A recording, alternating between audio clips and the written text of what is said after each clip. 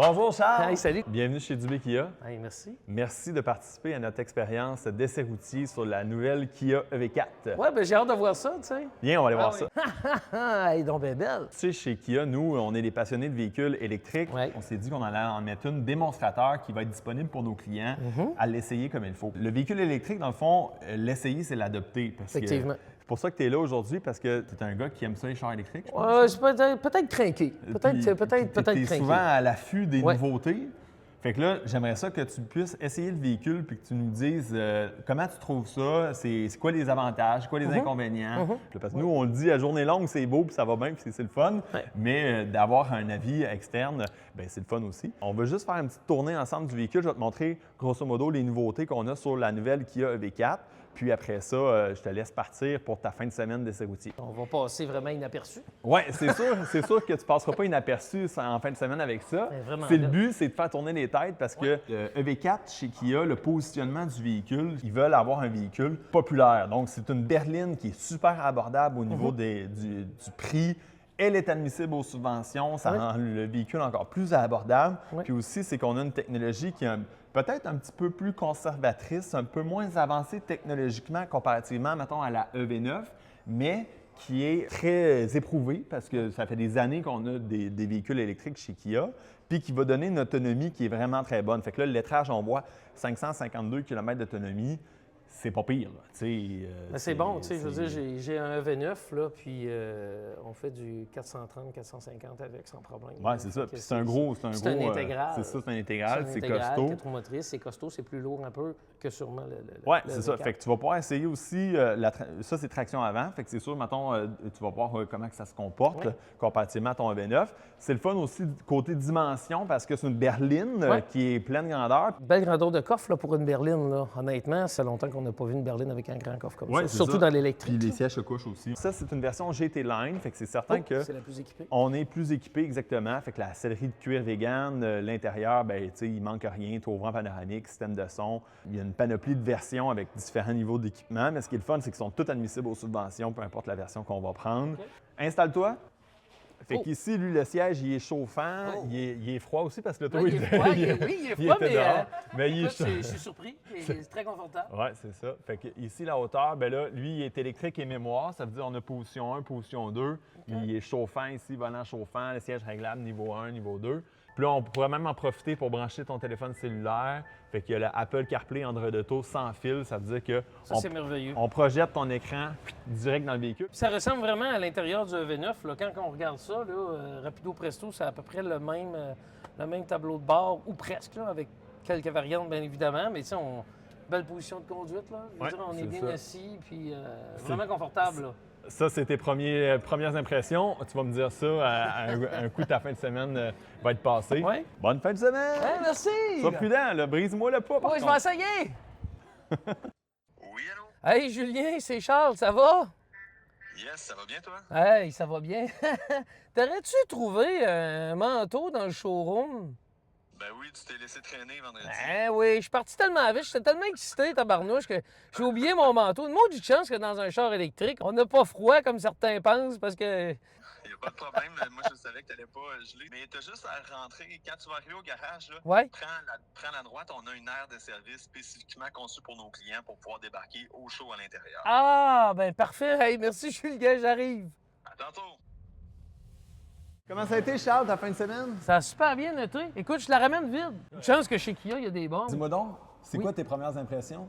Ben, premières impressions, écoute, j'ai resté surpris de la tenue de route. J'ai resté surpris, tu sais, il y a plusieurs modes. Tu sais, il y a le Mode mode de conduite, ouais. éco, il y a le mode sport. J'ai roulé pas mal en mode normal, pas mal toute la fin de semaine pour être capable de donner un étendu vraiment Ouais, là, ouais. des capacités. Ça tire bien. Tu sais, la finition intérieure est super belle, ça craque pas. Non, c'est ça. Tu sais, il n'y a vraiment pas de sonnette. Moi, j'ai trouvé que qu'on avait une belle vision dans le véhicule. Puis là, celui-là, actuellement, il est en pneus d'été, c'est des pneus 4 saisons. En fond, c'est les 4 pneus saisons, d'origine qui viennent avec le véhicule. Mais comment tu as trouvé ça, l'adhérence, même en période de froid, dans le chemin, les courbes? Tu sais, je fais beaucoup d'autoroute, fait beaucoup d'accélération pour rentrer sur l'autoroute, beaucoup de décélération, puis tu sais, les courbes dans les sorties.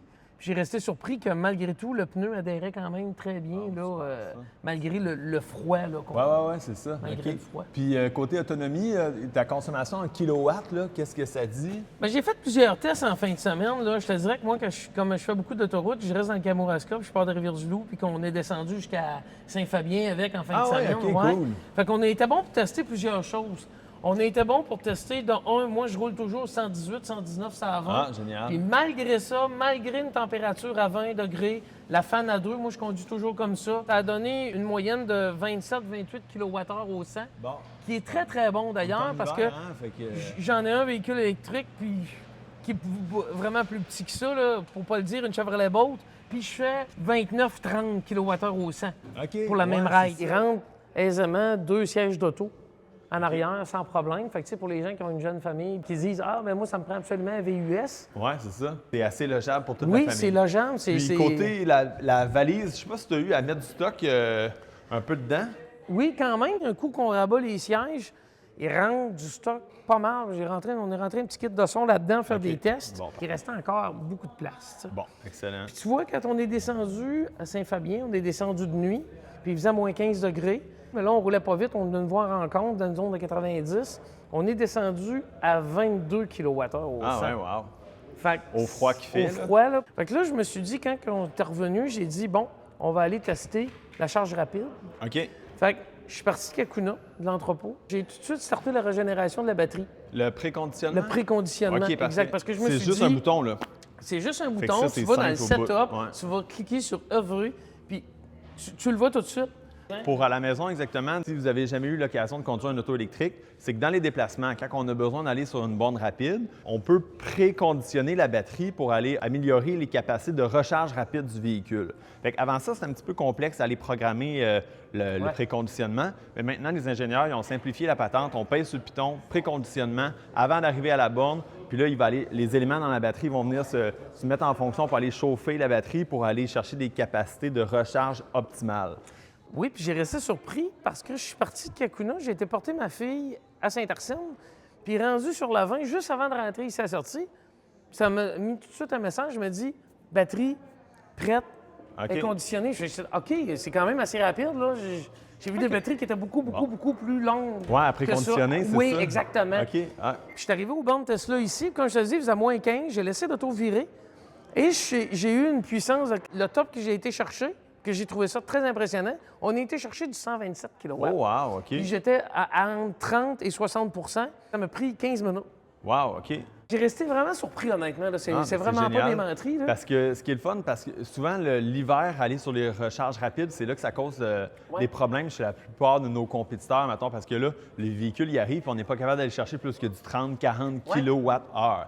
Fait que dans le fond, à la maison, je vous explique un peu, on parlait de kilowattheure, la consommation. Charles expliquait qu'il faisait comme une vingtaine de kilowattheures. Ce qu'il faut comprendre, c'est que c'est comme des litres au 100 pour un véhicule à essence. Seulement que là, dans l'électrique, c'est des kilowatts par heure ou par 100 km.